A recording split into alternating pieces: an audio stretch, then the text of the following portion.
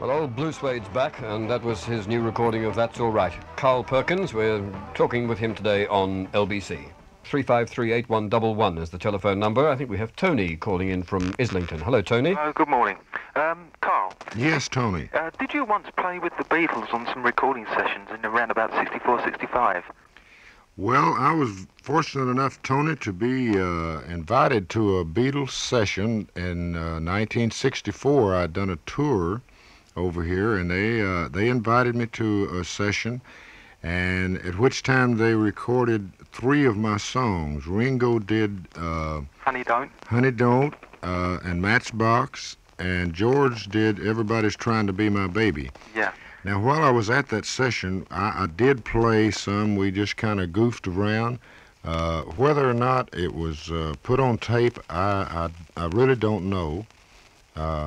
I'd like to find out if it was, because I sure would like to hear some of it. But we did play some together there, yeah. Yeah, I would like to hear them as well. Can you tell me your opinion of George Harrison's playing? Because I think he's a pretty good guitarist. George Harrison, in the beginning, was just a little loose, as we call it in the business, but son, he tightened it. He's got it together. He is a fine guitar player. Yes, Great. He is. That's good to hear. Thank you very much. Thank you, Tony. Right. Thanks, Bye. Tony. I don't know whether you're George's brother or not, but thanks for calling. June is on the line from Islington. Hello. Hello, Carl. Hi, June. Hello, I'd like to welcome you to our country on behalf of all the country music lovers. Thank you, sweetheart. And being a country music lover myself, to me there's nothing quite like it. Are you country music, or because everybody you've sort of spoken about and you've played with are, you know, Johnny Cash and Hank Williams are all great country singers. Mm-hmm. What do you come in? Are you country music or country rock or just your own man? Well, thank you, sweetheart, for saying the last. I'm just Carl Perkins. I grew up a country boy. I love country music. I've always been a little guilty of wanting to play country music with a beat. You know, I loved some of the early Hank Williams things, like My Bucket's Got a Hole in It, Hey Good Looking. To me, Hank might have been the first rockabilly. But as Hank was, and I'm certainly not comparing myself to him, I like country ballads too. I like a mixture of it all, but I basically like country music with a beat. And somebody somewhere called it rock and roll in '56, but to me it was country music with just a beat. That's what it is. Well, you're going to be at Wembley, aren't you, this year? Right. I was there last year, and it is something else. I mean, have you ever been before? Yeah, I have. This will be my... Oh, you know, it's such a terrific atmosphere, and I'm hoping to go again this year. Well... So, you know, it's something really to look forward to. I don't really think country music gets enough play over here, nowhere near enough. I hope that, June, you listen to After 8 on Friday night on LBC. I do get some, and sometimes on a Saturday, but it's a funny day because of shopping on a Saturday, but... There are some, but, you know, not as much as I'd like anyway, but that's my grouse.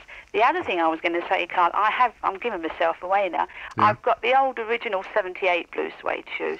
Oh, really? And I love it. I like the version you've done just now, but, to me, that one is, that's something else. Well, it's a bit like wearing the blue suede shoes all that long. It'd be a bit difficult to give them up, wouldn't it? Well, true, but it's, you know, I listened to you just now, the first time I've heard it, I must admit.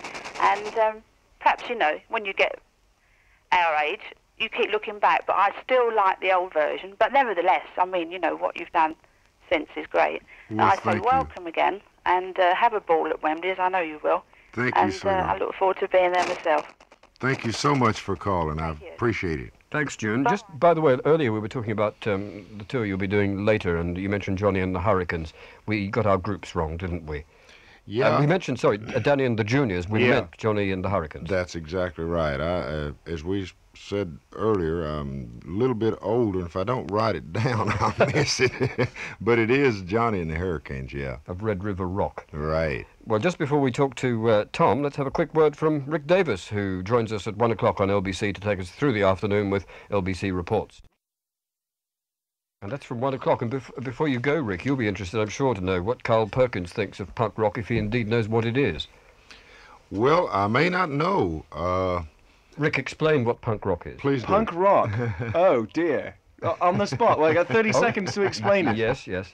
Punk rock. Well, I suppose it's considered by most people who aren't into it, and I'm not a great fan of punk rock, to be very negative, very aggressive, very tough, and to involve very young people. In fact, to some extent, the kind of thing that maybe Bill Haley was doing 25 years ago. But nevertheless, it's a bit more ruder. A bit ruder. It's more outrageous. I suppose with every new wave of rock and roll music, it seems that you get things a little bit more shocking. This is a little bit more shocking than the Rolling Stones were 10 years ago. And I think actually naming a few groups actually paints a very Sex vivid Pistols are a good example, I of just course. read about them. They did a tour over in America, and Atlanta, Georgia is not too far from my hometown. And I did read some of the newspaper about their show and about some of the, shall I say, antics from the stage, which I you know, if the kids like that, great. I can't condemn anything that the kids want, because they're the ones who make people like me have chances to come to great countries like this. I cannot condemn what they might like. There has to be a stopping place, though. Yeah, You know, well, they make a show of being negative, which sounds a bit strange to a lot of people, I think. But that seems to be what a lot of kids are into today. Yeah, I think, Rick, that Carl Perkins has just demonstrated what it means when we use the term a southern gentleman. Absolutely. Terribly careful and terribly courteous about it all. Thanks, Rick. We'll have you with us, of course, at 1 o'clock with Alan Clark on LBC Reports. A quick word before we hear one more track from Carl Perkins with Tom. Hello, Tom. Hello, Carl? Yes, hey, Tom. Can you hear me? Yes, I can. Well, I'm a great fan of yours, Thank you. and I've got one of your first albums from Mercury. Do you remember that? From Mercury Records. what's the title of it? I've forgotten. My Kind of Country. Oh, Really yeah. Don't Take Your Love to Town. Right, yeah. You know that? Yeah, Like the Charlie McCoy on harmonica. that's true. It's got a picture of my mom and dad's little home on the back of it. Truck at the back, yeah. Yeah, uh-huh. How old was this one? That is about 10 years old, somewhere around that. Yeah, well, I say, as you say, country with a beat. I love country, but it must have a beat. I've got no favourites. I love it all. Well, thank you very much. I'm kind of trapped in that same vein, Tom. I like a lot of different kinds of music. I can enjoy slow country, and then I can very well get into a toe tapper too. Yeah.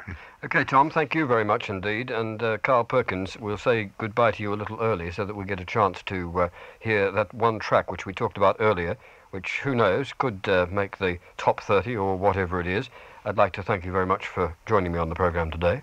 Oh, it's been a great pleasure. Thank you, Brian. And we look forward to the Country Western Music Festival at Wembley later next month. Great. And I'd just like to remind people that on March the 3rd, Jet Records will release a thing called Old Blue Suede Is Back. And this is one of the tracks from it called Rock On Around the World. Look out, cat. Might have been the sound of those drums. Yeah, could have been the sound of that mighty bass.